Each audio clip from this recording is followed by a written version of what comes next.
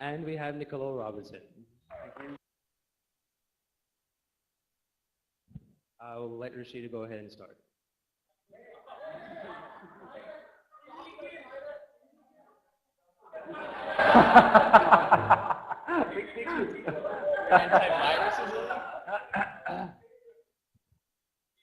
The irony.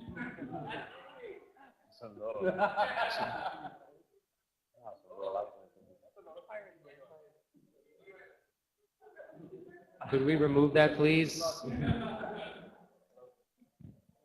Right now?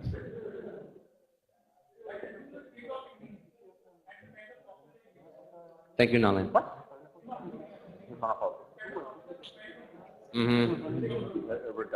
It's not on? Could we?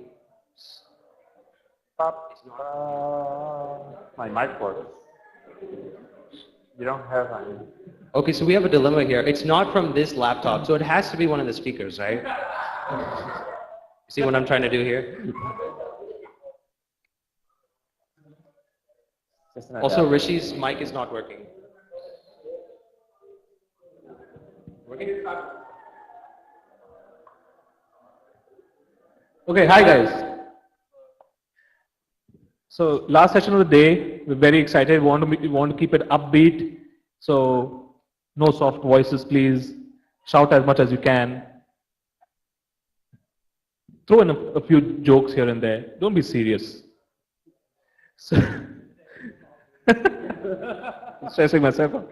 Okay. So thank you guys. Why don't we start off with a few introductions, maybe a minute or two each from everyone to say what you guys do and how did you decide to get into indie game development or, working for as independent entities?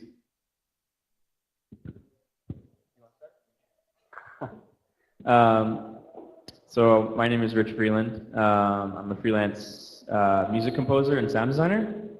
I guess when I first started, I was just trying to write music for any kind of video game. And over time, I started taking on more and more independent projects, and I liked working on independent projects.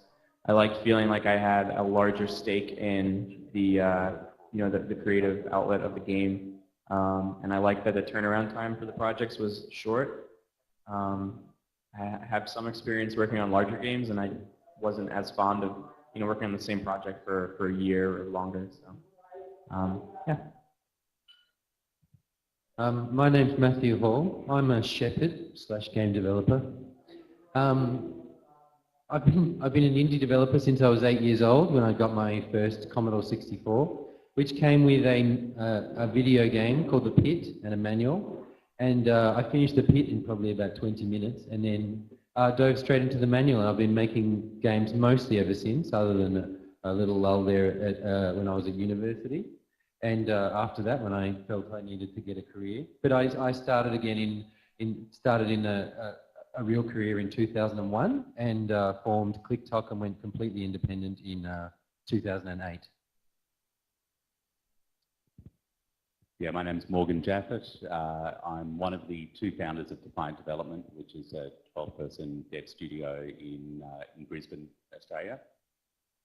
We do some publishing, we do some development, we do some work for hire, we do some of our own IP.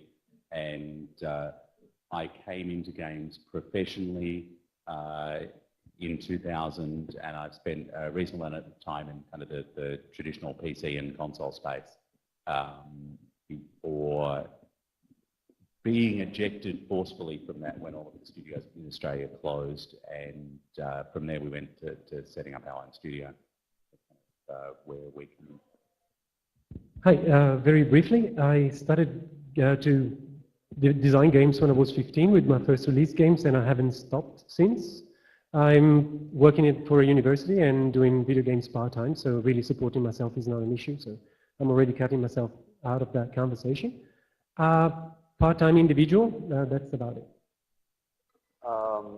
Does this thing work? Okay. I started, I graduated at the Art Academy in my hometown in sculpture. I didn't really knew how to program games or do anything about gaming. Give me that back. And so one day with me and my friend Pietro, we decided to sort of found this company and start to make games. So there's not much to know about it. We learned how to do things by our own, and it's been 3 years so far. And I don't know, we do whatever it takes to get our projects done, from 3D modeling to game design to coding to marketing to web design to whatever. And that's it. Okay, thanks guys. So one theme that we've seen across, there of course our Indian game development community is very young, and a lot of guys who are just coming out of college, they might be thinking of starting off on their own, or there are people who've been working in the industry who might think that they need to break away. So the theme of this panel being freedom, the assumption is that everyone here does it because they want to do it and because they have the freedom to do it. So on that account, one of the biggest things that people see, at least in the Indian community, is to get over the fear of failure. So how do you guys, overcome the fear of failure? I don't overcome the fear of failure. I'm scared every time I start a new project and I don't know where it's going. So I just face it and I try to, I don't know, just keep going, I'm scared right now. I'm scared right now.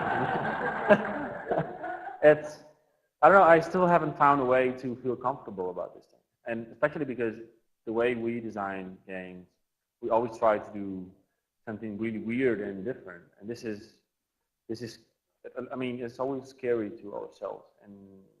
But it's what we like to do. And we accept the fact that we are scared and we just go on with it. And if we fail, whatever, eventually I'll go do something else. Probably more like when you fail. I mean, I've had multiple failures through my career since I started. I was saying with the talk before, after Little Things PC sold $3,000 worth of software after 12 months work. I spent a week in bed, and then got back up. But I'm still scared. I think maybe my situation is a little bit different. I sort of came at this as a contractor before I started making games. So I always look at doing contract work as a fallback for myself. So if I'm ever in need of money, I can sort of rely on that, which is nice. Yeah, I find I'm not comfortable unless I'm doing something that's at least a bit scary. Otherwise I'm doing the same thing and I have a very short attention span, and that gets exhausting really quickly. So as a result, I find myself in a perpetual state of uncertainty about what we're doing, but a lot of it's uncertainty about how our decisions might impact on the team and the people who we work with. But the truth of the matter is, I worked at Pandemic and I ran a team there, and we had 120 people in that studio, and we went through 3 rounds of layoffs until there was no studio. And that's the worst sort of thing to go through because you're entirely powerless. I wasn't the person making the decisions that meant that everybody got fired, but I was the person telling people that we didn't have a job for them to come into tomorrow. And you go through that and you realize, you know what, you get up the next day and you're still alive. And you still got the opportunity to do something. So it's really hard to get killed making video games. So screw it. Go do something that's a bit risky and a bit exciting and a bit adventuresome, because you'll still be there to try again tomorrow. I don't think I have anything to add to that. Okay. So following on the same lines, what I had done is I'd thrown the questions out to Indie Forum, and we got a few questions from them. So one of the questions was, and following on the same lines on failure, and how do you gather funds to start an indie business? And what happens when you kind of run out of funds? Next question. So I hustle a lot is kind of the answer. I schmooze everybody, I talk to everybody. And, you know, one of the things we learned early on is that we wanted to build a business where we could pay the people who work for us. That was really important to what we did. It was less important that I got paid and my business partner got paid because we were being supported by our wives. Which was great, you know, that they were in a position to look after us for the kind of 12 months it took to get the business off the ground. But we knew anybody who worked for us and with us, we wanted to be able to pay as well as give some of what we got. So we had to get money, and that meant, you know, hustling and talking to people who might be able to provide funds. And the thing you have to trade off with that always is the opportunity cost of doing what somebody wants to pay you for versus what you might do on your own. So we're always trying to put money in the bank so we can do our own things, but it can get really distracting. And it's very, I think you've got to keep the eye on the prize and why you're doing this at all times. And does this actually get me close to my goals, or does it distract me for 6 months chasing a paycheck? But your own things are supposed to put money in the bank, right? Yeah, sometimes they do, sometimes they don't. I've never taken any funding. I started from zero, and we have government funding in Australia, but I haven't really taken any of that. And it's just a case of support through. So for the first 4 years of ClickTalk's life, my wife and daughter and I lived on our family's sheep farm, like with mum and dad. And so obviously we had a bit of savings from my previous jobs, but you know, not having to pay rent and not having to worry so much, and sharing meals with mum and dad made everything possible. Yeah. Which I'm sure is the case for lots of people. Yeah. I don't know, Richard, if you... Sure. When I first started trying to become a freelancer, I was still in college, and I decided to take a bunch of my college loan money and use it to go to the Game Developers Conference in San Francisco. And I was able to meet a couple of people there and get some freelance jobs out of that, which was a great start, but I was still not able to make enough money to support myself.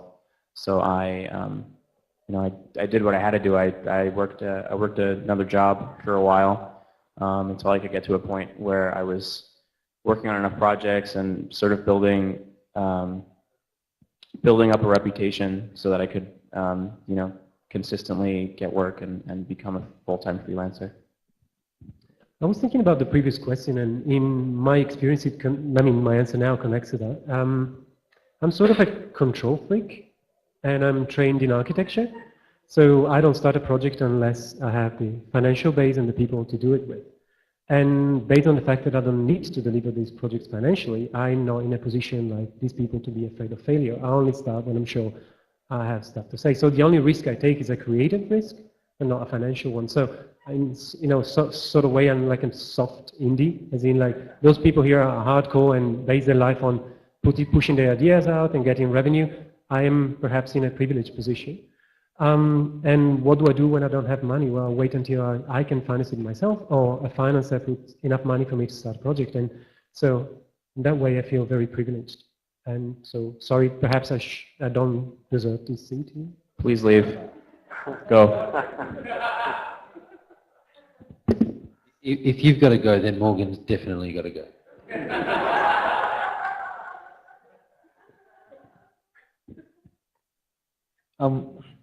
Okay, so following up on that, do you receive any special benefits from your local community or from your local government?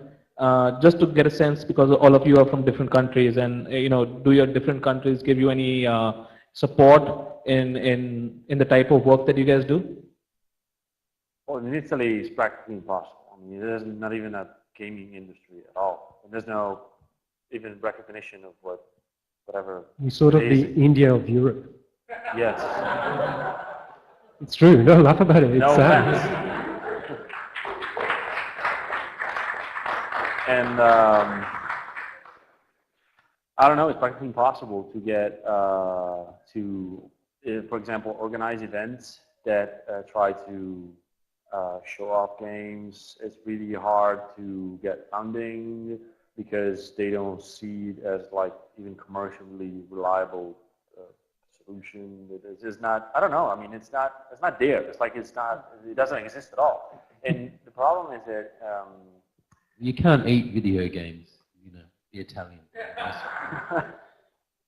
So Australia does have a very generous funding bracket that actually extends through multiple layers.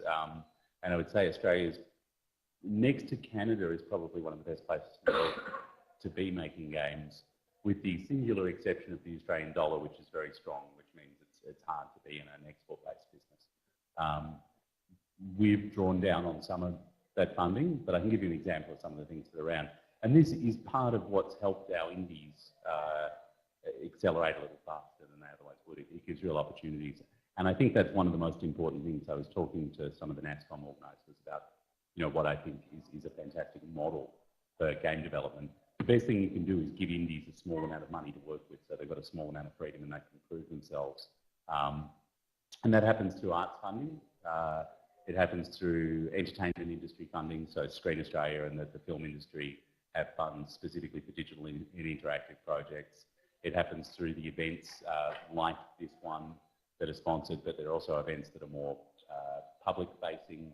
The government's helped to bring PAX over to Australia, and it happens through tax breaks and tax incentives, and it also happens through funding, state-level funding, for people to do things like go to GDC or go to Casual Connect. So it's a pretty broad spread. I would like to connect a bit to what you were saying and also to what you were saying, because I'm originally Italian, but given the dire straits in which our country is, I left Italy 7 years ago for Holland, which is a very similar country in terms of grants and support from the government to indie developers. We have plenty of funds, we have plenty of grants, we have incubators and companies and societies getting and gathering funds and interest and raising interest. The government itself has a strong supported policy for serious games and advert games, and so that is absolutely great. In my case, I also got the support of the university to follow through with my silly ideas, so I'm doubly lucky.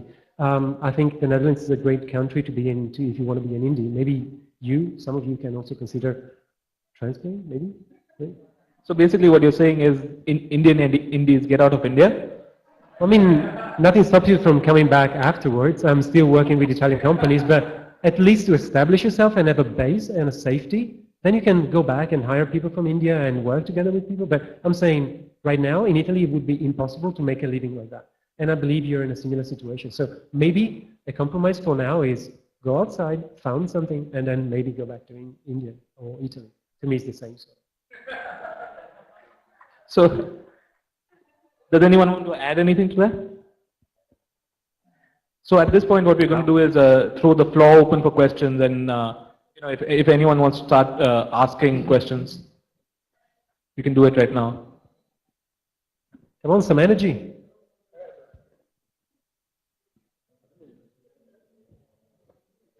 Rich, this is for you. How do you decide which projects to work on, which projects not to work on? I work on the projects that I think are really cool, and I don't work on the projects that I think are stupid. Yeah, right. Sure. But what?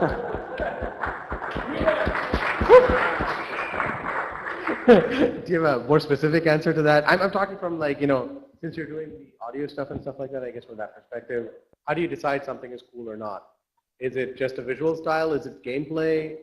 Is it the people that you work with? Purely subjective. It's whatever I'm personally interested in. Also, I mean, obviously, if you get a sense of somebody when you're communicating with them, if they seem like a real jerk, you probably don't want to work with them. But that's pretty straightforward, common sense type stuff. So. Never.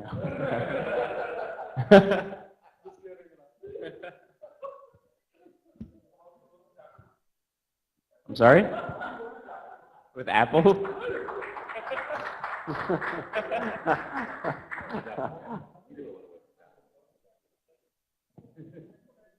I think Apple are great. And as long as they keep sending the checks, I'll keep saying that. I think it's much easier. Like, we mostly work on things when we're putting our our own resources into it. The most important thing for us is that it puts us in a better position, and that's across a broad variety of factors, you know, financial, technical, visibility-based, that we're adding skills that we otherwise wouldn't have added. I look at it as how we grow as a group more than anything else, but we're always looking at the commercial aspects. I think it's much easier to go for the doing things that are cool if you are really cool. I'm not really cool. So instead we kind of go for the stuff that we're interested in exploring, but that also lines up with the other things we want to do. And we've got a bit of a yin and yang between the team and ourselves on that.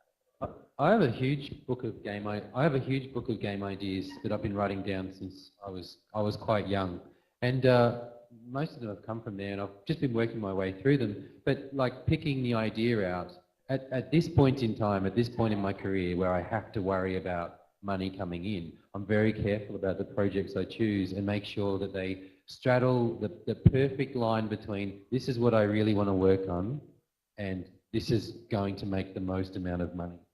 And finding that compromise is probably part of the fun. And then, I mean, if you look at like the game I did with Rich with Zona, that was probably too far on the side of this is the game I want to work on because it made almost no money whatsoever. I made enough money to pay Rich, and that was about it. Like, I think it's nice to have at least have done that and have some games out there that are distinctly what you would make. Our war journalism project was like that. So we did a war journalism project with a journalist and a filmmaker. Very similar scenario. Didn't get picked up by a publisher, didn't get signed, wasn't going to be a commercial blockbuster, but was a game that I was really passionate about and thought we could do an amazing job of. We built an incredible demo.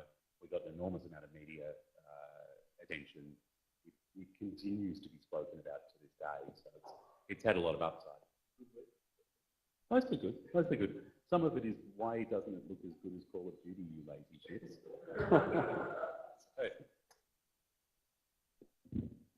Anyone else have questions? All right, hey guys. I think this discussion was held a couple of times with between me and a couple of you guys already, but I just wanted to ask it like in this setting. So the indie community here in India is like exploding. Like this is my first time here, and I'm just like amazed by the sheer amount and the enthusiasm, the vibe here. But we've all seen that you know, one of the bigger challenges of going global, wherever you are, regardless of where you are, is the amount of polish that you can put on your game. And that's something that seems to be still quite a challenging issue, even here when I was working in Thailand. It's the level of polish that you put on top of your game to get close to that you know, level that professionals can reach. So I was wondering, could you guys share your personal approach to, you know, putting polish, you know, polishing up your own projects, and how you guys do that in such a way that you minimize the resources and the time required, because we're all working on a budget, we're all working with just a handful of people, trying to compete to companies that put $100,000s of budget and people, like tens of people on a project we are trying to compete with much less. Yeah, I think most of my games are known for their polish, or certainly that seems to have a common theme when people talk about the work that I do. But that's not necessarily a good thing. Like with my next game, I'm trying to polish less. I spend, like Zona, the core game was done in one day, and then I spent 4 months polishing it. That's not good numbers for anyone. But Doodle Find was the same. Doodle Find, the game was done in a day, and the rest of it was polished. I think that's closer to the right approach. Like, I think the natural temptation, if you've got 6 weeks to build a project, and let's face it too, most indie projects don't have schedules and deadlines, which can be a bit shit. You know, it's actually really good to have schedules and deadlines because they keep you honest. You know, if you look at Glenn's talk on the first day, he was talking about, you know, well, we reach our polish cutoff, and if it's not done, we cut it. If you don't have a deadline, You never transition, and it's really important through development to change your approach to your game. Am I adding things to make this game better, or am I cutting things away to get to the pure core of my game, or am I polishing what's there to make the user experience as good as possible? Those are distinct phases of game development. You need to make sure you work through them. And without a timeline, it's very hard to. We still do this badly. You know, when we're doing work for other people, we're getting paid by the amount of time they've paid for 3 months. That's what they get. We're really good at deadlines then. When we work on our own stuff, we blow out every time because we always want to do more. But I think, you know, the temptation is normally to say, well, it's all about features, so I'll spend 90% of my time on features and then I'll try and do some polish at the end to bring it all together. I think Matt's proportion is closer to right. If you spend a day on a feature, then try and spend 4 months on polishing it. Yeah, it's a little out of whack, but it's not completely out of whack. You know, if you spent a day on something, go through the process of bringing that one-day feature to being as awesome as it can possibly be. Because if you've never brought anything to world-class and out into the market, then you're not hitting the bar. You have to compete at world-class. Like that's what, broadly speaking, the industry needs to do. So if you're going to compete at world-class, then you need a very small scope in which to do that. That's my thinking. I don't know. I mean, I agree that it takes a lot of time in polishing. You have to be prepared to devote a big chunk of your time in polishing. But a way, in a way, it might be like a stupid way of saying it, but it's a matter of culture sometimes. Okay, it's really important to know a lot of things because that's gonna help you. For example, for graphical assets, I usually try, if I have to save time, I try to go back to my mind and search for things that's going to help me to reach that meaning, maybe through abstraction or through some little solutions that are already there from art history or whatever, and try to use them consistently to convey that same meaning that I was looking for, even if I know that I won't have time to do it the way I want it. I try to find a way to do it anyway, maybe with a different language than what it was originally intended. Okay? So it's going to be polished, although it's going to be different from what I want it to be, but I mean, it's going to look good. I mean, it's going to be consistent. I agree completely too. I think the worst thing you can do to kind of counterpoint that is get caught up in perfection and never release anything. Because you learn the most by releasing games. So you're better off getting it out and getting feedback, understanding where you went wrong, as opposed to getting caught in your internal loop of what's perfect. You have to train your instincts. Like we can say, sit down and polish it for a month. And there's a number of years of experience that we're bringing to the table there. So when we're approaching it from that place of experience. If you're at the start of kind of your journey as a game developer, one of the most important things is to get experience under your belt so you can know what works and what doesn't and cover the rest. So it's a trade-off. Yeah, I think it's very important to put things out there. The first thing you do are not going to be polished because you don't even understand what does polished mean. But if you are willing to put yourself, be criticized and whatever, you will start to eventually learn what's necessary to be really polished. But that's just self-criticize. Yeah. My question is that, see, all of you people know that with the limited number of resources, limited amount of time, you're building a concept that if you were to bring it to market prematurely, there could actually be people or companies which could put a team of 10, 20 people which could hunt down and chase your concept or your niche and just hammer that point to perfection and just snatch your niche away from you. Now, I know that to some extent my fear might be an unfounded kind of fear because in reality, nobody can actually snatch something from you. But in practice, like let's say I'm talking to Rishi and I would maybe No, I'm just giving an example. I'm just, no, I'm just hear me out, eh? I'm just giving, I'm just giving an example that if I were to be talking to a senior guy, any senior guy, who's got a lot of resources at his command, and who can perhaps, so my always fear, I mean, I've got several million free downloads on the Nokia App Store. There are games which I have made money. I worked as a backend guy for people with whom I've had a revenue share. And I've been doing this for a lot of time. So I know that, okay, we are making money, we've built products that can make money, that can get traction. But one of my fears always is that if I'm talking in a forum like this, the advantage of being visible in the community is that you can get press attention, that if you are trying to set a forest on fire, you don't know which blade of dry grass it is that will catch the fire, which will spread and dry out the dampness of the trees and burn the whole forest. So that's the kind of publicity one wants, and so from that point of view, it is always sensible to be known in the community. I have an answer But my point is that how do you draw a line about how well known you want to be versus how you want to maintain a low profile and not get hunted down? I think this is something everybody goes through, and the sincere answer is your ideas are not that good, and ideas don't get stolen. Like around our office, we've got 12 people in our office, so we have like 260 ideas a day that all could be turned into games. They don't, but ideas can be generated, and there's very few of them where the idea in itself is sufficient to blow the market apart. And also, so Zynga do like to steal ideas. That's one of the things they do. Like that's a hobby. Any Zynga people in the crowd? Probably. Put that one on the Twitter because they love it when I say stuff like that.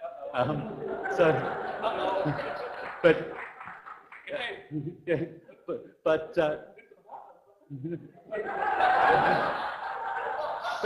nonetheless, they will only make a game in the same genre as your game for commercial benefit because your game has made a shit ton of money. Pardon my Australian. So you already have a problem. Yeah, you already have no problem. Like by that point, you've already made a lot of money, and they're using your formula in their system to work with that. Like the Tiny Tower guys did okay. That's when your idea gets stolen, when you've already made an enormous amount of money. Nobody is scouring the App Store for tiny little things and going, how do we blow this out to an idea? Valve will take student projects that have a good idea in them, but no polish and no delivery, and bring them up to top level. But they do it in partnership with the people who made it. You know, they say, would you like to come in and work for Valve, one of the best companies in the world to work for, and make that thing awesome? And generally speaking, it's a pretty good deal. You can't pull an idea out and put it there and say, well, now we're going to use this to make money. That's not how ideas work. You can take creative passion and work with people to bring it to a level. And you can certainly take an idea that's proven in the market and clone it. But if it's proven in the market, you don't have a problem. So my game Doodle Find was a fairly big success, and it's been cloned and cloned and cloned and cloned, and no one's managed to match its success because none of them are taking the time to polish it. It's not about the idea. The idea took me one day, and then it was the months of polish that made the game accessible. So that's a bit of a callback to the previous question. The idea is a foundation, but that's all. Thanks, man. So have no fear. Have no fear. Like go out and put your ideas out there and get feedback on them. That fear of showing yourself to the world, I think, is really damaging because in the end, you know, you need to show yourself to the world. Thanks, Morgan. Thanks, Matthew, a lot. Yeah.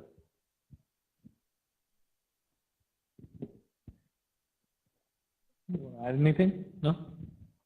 Too long, did not read.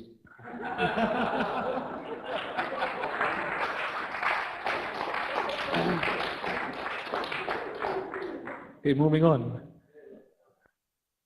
Was there anything you wish you had known before you guys actually got started on the indie journey? In the sense, from your experience. Can you repeat that? Can you repeat that? When you started off as indies, you might have come across some assumptions that didn't actually hold good, and you would have been like given a rude shock, right? So was there anything in your experience that you feel you should have known before you actually got started as an indie? I don't understand. Do you want us to warn you about traps? Yeah, any traps along the way which you feel that you should have known before you got started? I wish I'd known that nobody knows anything. Like everybody's faking it. Realistically, like so you tend to think all the people around you have this fantastic wisdom because they've had some success, but they're just schmucks like us. That's all. Just release your game on Thursdays. And then that's all you need to do. If you release your game on a Wednesday, you're full.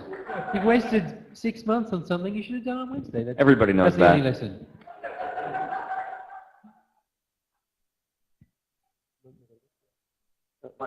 No wisdom. No wisdom at all. See, that proves my point. Yeah, that proves things happen. I mean, I don't know. I don't know how to respond. There's no a lot of traps, but no wisdom. You just fall and stand back up. I mean, Maybe to me the biggest trap is when your games become a bit visible, you might be asked to compromise. For example, a publisher wanting you to publish in a certain way or to stop production at a certain time. To me, like, if you're more or less using video games as an expressive tool, that it sort of becomes a danger. But then again, it really depends what you want to do with your career. If your career is being a successful game developer or to be able to make what you want with games, it sort of really depends. But I don't know, I think everybody's path here was different and will continue to be different. So it really depends on who you are, the people you meet, and your objectives ultimately. And that's what I think. Maybe I'm maybe traps in a certain way are there to test you if you want to go further and further and further and further. And maybe they are there to let out people that don't really care that much about it. I mean, they're not necessarily bad. They're just problems like to filters, overcome. And I don't know, if you believe you have to do it, you have to finish this thing somehow, some way, you're gonna do it anyway. Yeah, I mean, every trap you hit is another lesson you learn. So, I mean, you should probably try and hit all the traps along the way, and then you'll know everything. Yeah, the Zen. Yeah. Okay, I'm going to take another question from the questions that was submitted earlier. How do you identify the people you want to work with? Do you go around, on the forums and discuss with people that know? I mean, I know you guys work together, so how do you identify that he's the person to work with, or he's the person that he's the type of work? Yeah, I saw one of the Fez trailers. Well, like with Zona, I wanted to make a game. You all know the game Tiny Wings, right? So Tiny Wings, I play it over and over and over again to listen to the music, and that might be weird, but that's why I play it. And I wanted music that you could listen to over and over again. And I heard that quality as soon as I listened to some of the stuff that Rich did for Fez, and I was like, that is going to work. And so we met in an internet chat room, and no, we Skyped and figured out that, I guess I passed Rich's I am not a jerk test, maybe, or a jerk with $500, and so, and then it just worked. I think the game sounded great. Thank you. To me, it's just a matter of personality, and I think I find the right collaborators when few words are enough to understand each other. And when that happens, you know that you have somebody you can trust. I mean, at least in the last 3 games I worked on, I created a nucleus of people around an idea that I got. And so I sort of picked them one by one. And all of that happened through prior knowledge of their work or them personally, and knowing that we could relate in a way that was sympathy in the Greek meaning of the term. So same feeling to a point that a correction is given with 3 words and you obtain what you get. A feature is explained very quickly and you get. And that saves you so much time in development and so much frustration. Knowing the people that you're working with and having worked with them before is like a huge advantage. In my opinion, that helped all the development process I went through. The possibility to look at yourselves in the eye and say, like, make it more like, and they get it. And I'd worked with musicians before Rich, though, and I wanted to branch out to a new musician and try something, try a new person. Yeah, so it's fun to meet new people too. Absolutely. We cheat a bit because the core nucleus of people at Defiant go back to the pandemic, and in some cases have been working together collectively for 10 years, but we've all been working together, that core group, for 5 years. So, well, no, what we've got is a nucleus. We speak our own language, and we have our own way of doing things. You know, the sort of, you know, give it more tickety-ding, good. Yeah, you know, there's an enormous amount of trust. There's an enormous amount of shared language, and when we bring people in, we bring them in one at a time. So we basically we basically see if they are willing to join the cult, and if they kind of work with the cult, that's good, and if they don't, we kind of move on to somebody else, and that's how we grow the family. It sounds creepy when you say it like that. Do you have costumes? I mean, you're... Only for high holidays. But I can strike enough how much I believe what he said it's true. Like we do the same thing in all 3 games. We grew 1 person at a time, and you need to give time to this person to adapt to the lexicon and the way of working, which I believe is radically different in all these panels. Yeah.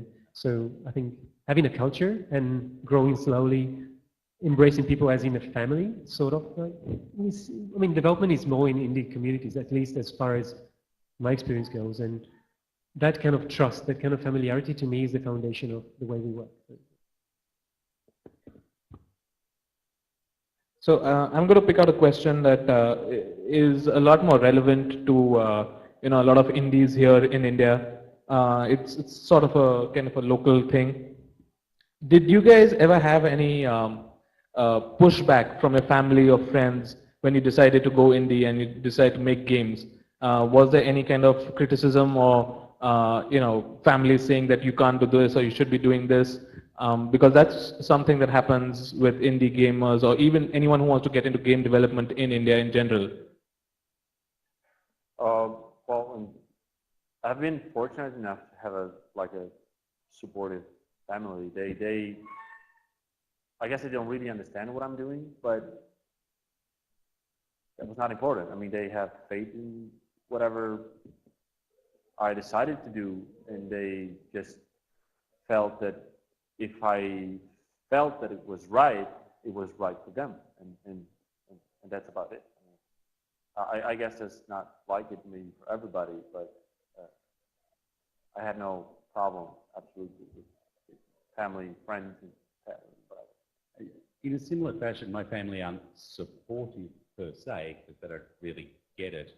My mother in particular really, I think, mostly cares that she gets grandchildren. And, you know, what I do for a living or how that all goes. You know, as long as I'm having babies, that's fine. And now I have a lovely, nearly 2-year-old son, so she's well looked after. I mean, about 6 months before the nagging starts on the next one. Your dad's a musician, right, as well? Is that correct? No.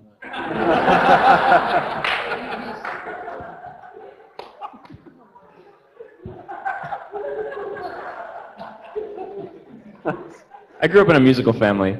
Yeah. But my dad is not a musician, though. So. Okay. Anyone else have questions? Hey, hi. So do you guys consciously spend a lot of time like doing media relations and external facing, whatever interactions, or at some points being indies, it doesn't matter? Like being featured on Apple is like a big thing. So do you guys consciously spend a lot of time being in front of like other magazines or people who might bring you into focus? Could you repeat the question? Okay. Yeah. Oh, in short. Yes, I did a talk on that today. Like, marketing's a really big part of of running your own company. And if you're not doing that, you're probably going to fail. Matt, actually, you know, because Matt and I run into each other quite a lot at the Australian sort of conferences, and we were coming over here together, and Matt asked me what exactly it was that I did other than the spokesmodel for Defiant. And because Matt's a one-man band, so I know what he does, all of the stuff. But the truth of the matter is that I come from a design background, so I'm a designer. I also do production.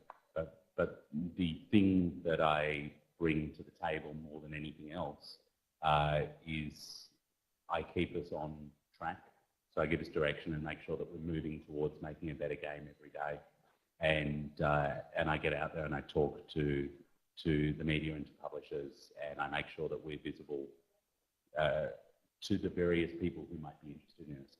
And I'm much more interested in having personal relationships with people in those positions to try and make sure that we have opportunities to do the sorts of things we want.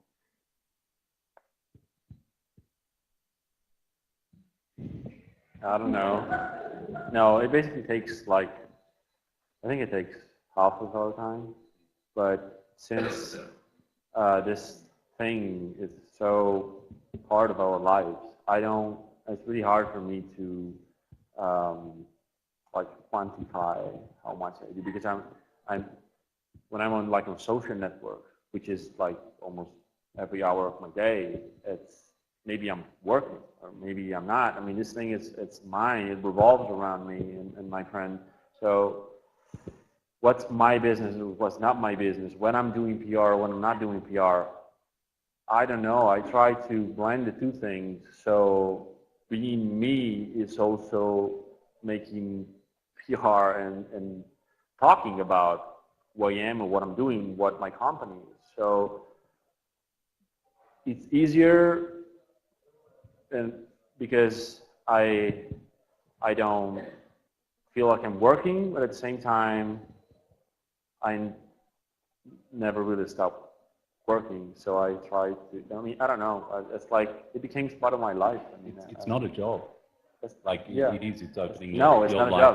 It's not now I do this, now I do that. It's I try to keep it, try to be natural, to be who I am, and try to make my company reflect who I am, so that I don't have to fake it. That I don't have to put my PR hats on and do things.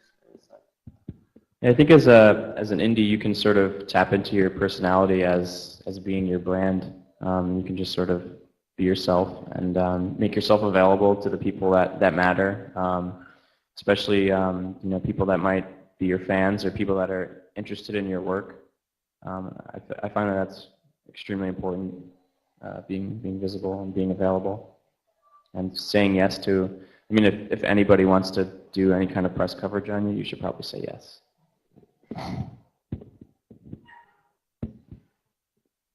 Okay, so following up on the theme of freedom, right? So you guys obviously have a lot of things that inspire you. So obviously there'll be something that you'll want to build a game on. But I guess at some point there are responsibilities, and you need to make money out of that. So at what point on a game that, let's say, you're building, it's at a concept stage or even done a little bit, do you decide, okay, I don't want to do this right now because I have mouths to feed, and I have to think about doing something that's going to be lucrative and going to make money?